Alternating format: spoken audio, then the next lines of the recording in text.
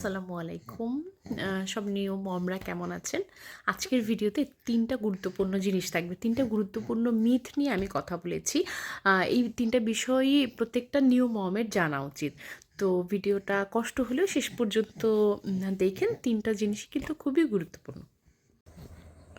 ৬ মাসের আগে মানে ওদের পানির কোনো দরকার নেই আলাদা করে। সেটাও যদি বিএম খায়, ব্রেস্ট মিল্ক খায় বা ফর্মুলা মিল্ক খায়, যেটাই খায় বাচ্চাদের কিন্তু আলাদা করে পানির দরকার নেই। এটা আসলে আমাদের একটা ভুল ধারণা যে বাচ্চাকে পানি খাওয়াতে হবে। আপনি একটা জিনিস চিন্তা করেন, মা যে খাবার খাচ্ছে, মা পানি খাচ্ছে, ব্রেস্ট মিল্ক হচ্ছে, ওখানেই কিন্তু পানি আছে, সব কিছুই ওখানে আছে। আবার ফর্মুলাও যদি খায় তো ওখানেও কিন্তু পানি থাকতেছে, পানির সাথে গুঁড়ো ফর্মুলাটা মিক্স করেই তো বানানো হয়। তো এটা কিন্তু খুবই ভুল ধারণা। বাচ্চাদের আসলে পানির দরকার নেই ৬ মাসের আগে। হ্যাঁ, তো এইটা একদমই খেয়াল রাখতে হবে। আরেকটা প্রচলিত ভুল ধারণা হচ্ছে ফর্মুলা মিল্কের সাথে চিনি বা তাল মিশ্রি অ্যাড করা। ও এখন প্রাইমা 2 খায়, আগে প্রাইমা 1টা খেত। তো এছাড়াও অন্য যে বাচ্চারা যে ফর্মুলাই খাক না কেন, কোনো ফর্মুলার সাথেই না চিনি তাল মিশ্রি এগুলো কিছুই ব্যবহার করতে হবে না। অনেকেই কোয়েরি থাকে যে তাহলে কি বাচ্চা খায় কি না, বাচ্চা চিনি ছাড়া তাল মিশ্রি ছাড়া খায় কি না। এটা একদমই মানে খুবই ভুল। ও তো আসলে চিনি মিষ্টি ওর এখনও তো আসলে ওরকম স্বাদ মানে বোঝার কথা না, বোঝে না। তো ওভাবেই খাবে। আপনি ওকে চিনি ছাড়া বা তাল মিষ্টি ছাড়া বানিয়ে দেন, ও খাবে। যেমন নুরাইস কিন্তু ওভাবেই খায়। ওকে আমি তাল মিষ্টি ছাড়া চিনি ছাড়া খাওয়াইছি। প্রাইমা 1ও খেত, এখন 2ও খায় আল্লাহর রহমতে। আমি আসলে ফর্মুলা মিল্কটা দেখাচ্ছিলাম যেটা এরকম মানে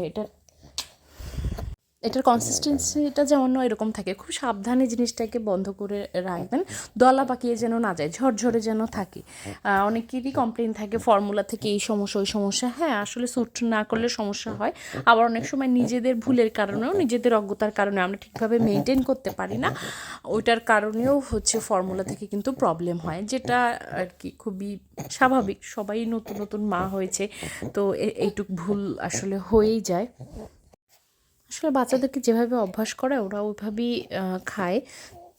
চিনি মিষ্টির দরকার হয় না। কিছু সময় তো মনমর্জি করেই, বাট ওভাবে অভ্যাস করালে খাবে, এই আর কি।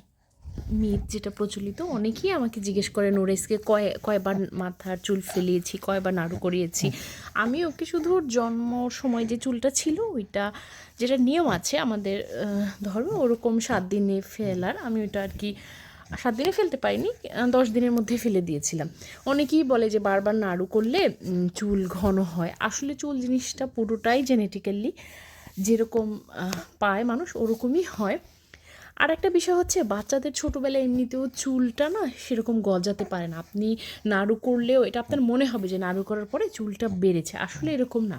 ওরা তো ম্যাক্সিমাম টাইম শুয়েই থাকে, তো এই সাইডগুলোতে কিন্তু ঘষা লাগে, তো ওখানে কিন্তু চুল গজাই না। আস্তে ধীরে আপনি দেখবেন যে এমনিতেই কিন্তু বাচ্চাদের অনেক চুল ন্যাচারালি গজায়। তো আপনি ভুলেও বাচ্চাকে বারবার মানে মাথা নাড়ু করবেন না চুলের জন্য, এটা জেনেটিক্যালি ওরা এমনি আস্তে আস্তে চুল হবে যেরকমটা ন্যাচারালি হওয়ার জেনেটিক্স অনুযায়ী।